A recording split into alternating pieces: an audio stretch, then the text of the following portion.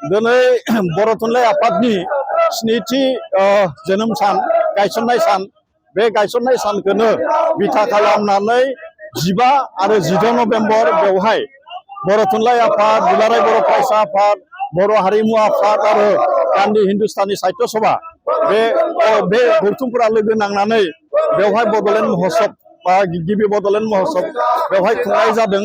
आरो दिनै 16 नभेम्बराव बर' थुनलाइ आफादनि गोथार सान लोब्बा लाखिनानै बे आफादफोरनि बानजायनायावनो मोनसे गेदेरथार गोजोन हानजा सुरनाय हाबाफारि बेवहाय लादों।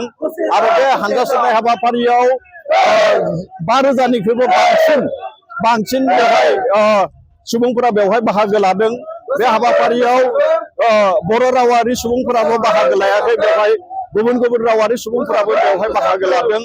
आरो बे गोजोन हानजा सुरनायनि गेजेरजों माने गासै बड'लेण्ड ओनसोलल' नङा, बेवहाय नैबे भारतनि जि राजथावनि दिल्ली, भारतनि राजथावनि दिल्ली, बे दिल्लीयाव बे गोजोन हानजा सुरनाया जादों। दा बेवहाय नैबे दिल्ली आरो बुहुमनि गुबुन गुबुन जायगाफोरावबो बे खौरां बिजोंनि गेजेरजों दिनैनि जि मोनसे गोजोन हानजा सुरनाय, बे गोजोन हानजा सुरनाया फोसावजादों।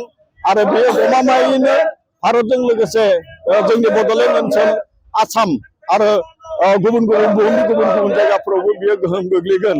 बे बेसेबांबा गोलाव सम बर' माहारिया गावगायनि मोनथाय बे गुबुन गुबुन मोनथायफोरखौ लानानै सोमावसारनाय बे जादोंमोन। आरो 2020 मायथाइनि 27 जानुवारियाव जि गोजोन सुक्ति बिटिआर, बे सुक्तिया गोरोबथाया जादोंमोन। आरो बेनि उनावनो मोनसे गोजोन थासारिया जोंनि बिटिआर ओनसोल बा बड'लेण्ड ओनसोलाव जादों।